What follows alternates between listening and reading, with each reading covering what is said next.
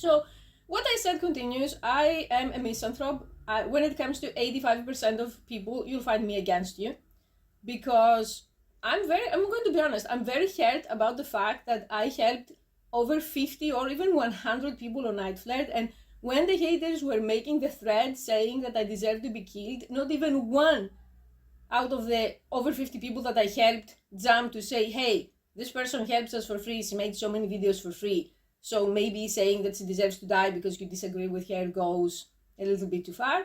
And under the same spirit of being really fed up, and if you're going to be in my life harassing me, abusing me, and forcing me to be subjected to your bullshit, then I'm going to do right back the same and force you to be subjected to my bullshit. So I believe that an eye for an eye was the most correct philosophy to ever exist, and then all of the other religions came, that they were essentially slave training programs, that they told you that you'd forgive and forget. And it's interesting how we have synchronicities in the universe, that I was thinking about all that, and then a former psychotherapist that I really respect called Daniel Mackler on YouTube, that I definitely recommend his channel. He is a victim of narcissistic abuse growing up, and then he became a psychotherapist, and he truly is an enlightened person. And he said that when people say you should forgive and forget, what they mean is you should repress, you should gaslight yourself, and then you should self-destruct so that abusers are comfortable, that their narrative isn't challenged. So I'm very low contact with my narcissistic father and extremely no contact with my narcissistic mother, but he wanted some bullshit that no one cares about, essentially, a few days ago, and I was like, oh wow. So you unblocked me on Messenger to talk about that. Great timing, because we're going to talk about some other stuff that I want. And I asked him, I said, yes, do you ever wonder why I don't talk to my mother? And he's like, I know why you don't talk. I'm like, okay, why do you think so?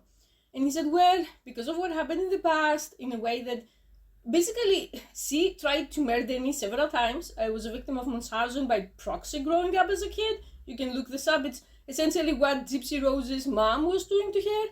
And I said, I have so many health problems now that I'm fighting with everything that I have, that they are a direct result of adverse childhood experiences of what she did to me. So what do you think is going to happen in the future? And he said, what do you mean? I've never spoken to my father this way. We don't have this conversation because it was difficult for him. But now, if you ask me, how much do you care about causing other people, and especially narcissists, to feel bad? The answer is, I care about zero. So I said, let's say you pass away first. My father is enragingly young, I may say so, because he was a teen dad, so I don't see him going away for the next 30 years. But let's say, you never know when it's your time, so you pass away. I said, what do you think is going to happen? He said, when it comes to what? I said, when it comes to my mother. Like, you always rant that my mother has so many health problems. If you're on Xanax and alcohol for years and years, eventually the consequences of your own actions come back to haunt you. So I'm like, what's going to happen? Am I going to be her caretaker, you think? And he's like, life is going to continue the same way it is now. Oh, wow. So she needs a caretaker. We have to be good Christians. I'm not a Christian. I have a very bad opinion about religions, that they tell you to essentially self-destruct. I'm going to talk about that in future videos. And the idea is that Persephone is going to be the cuck, essentially. That, you're going to have to take care of her, because no matter what happened, you're going to forgive, you're going to forget, and you're going to be a good Christian. And I have told him about 15 times that I've left Christianity. Doesn't register. He thinks I'm still going to do it. I said, when this happens, I went through a stage when I wanted to go to the police. Because I was a minor, the entire family ganged up and stalked me, because they're very similar to Asian families when it comes to that. That saving face is more important than your literal survival. Okay, done. Second stage was me wanting to go complete no contact. I still haven't managed to achieve that, and the reason is that because there is one specific disabled person in my extended family that I want to keep in contact with, and my father is a guardian to that person. He handles the legal and medical matters of that person. So it's kind of like emotional blackmail, that if you want to have any kind of relationship with this person, you have to have some, like, how to say this, rudimentary contact with me. But okay, fine, let's go of that. So I was planning that before the Night Flirt incident happened, I was planning that, okay, after he passes away, I'm just going to disappear. I'm just going to take whatever is mine and whatever money I've made with my own businesses that no one helped me, And we part ways. And if you ask what's going to happen to your mother, then she's going to live the rest of your life with your two best friends, alcohol and Xanax, and honestly, I couldn't care less. But now, I've changed my mind. I said, after this happens, I'm going to the press. And if you're going to say, who the hell are you and who the fuck is going to care? Well, first of all, my parents are known enough for people to care.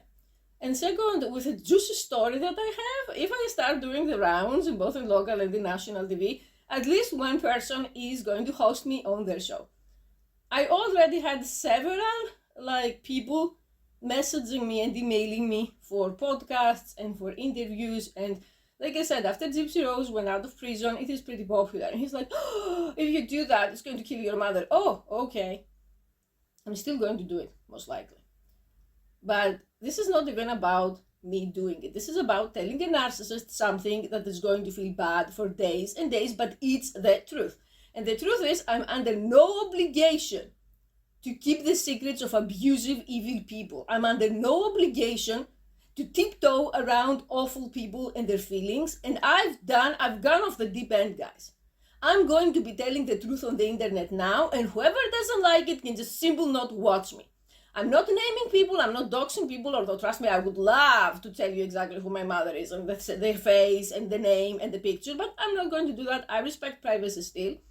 But from now on, I'm not going to be sugarcoating anything because I don't care anymore, and because too many people harassed me, too many people abused me, and most importantly, not only these people got away with it, but because there are so many other people that they did nothing. You watched it and you did nothing. And there is one person that really sent me off the deep end.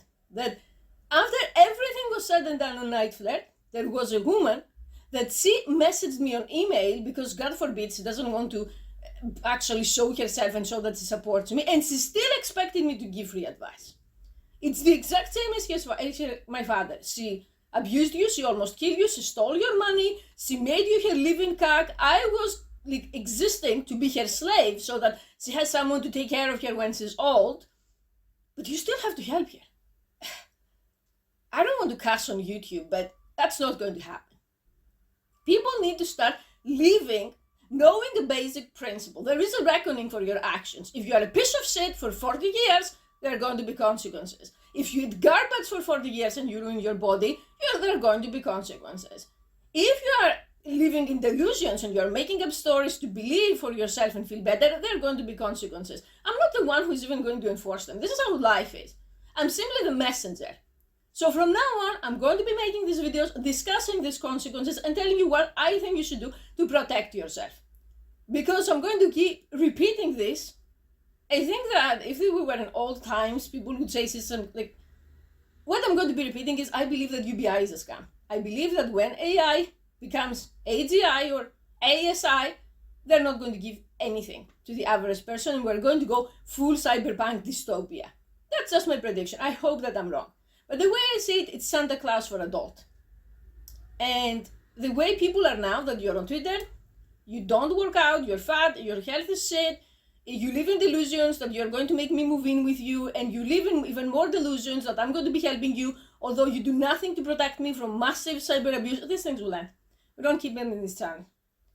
And I suggest stopping caring so much about chastity and all the other bullshit and starting caring about your literal survival, especially if you're over 50. The chances are, the way I see it, that you are going to be the first one to be deemed useless and attacked by the New World Order. So that's all for now. Keep an eye for more videos. Thank you for watching.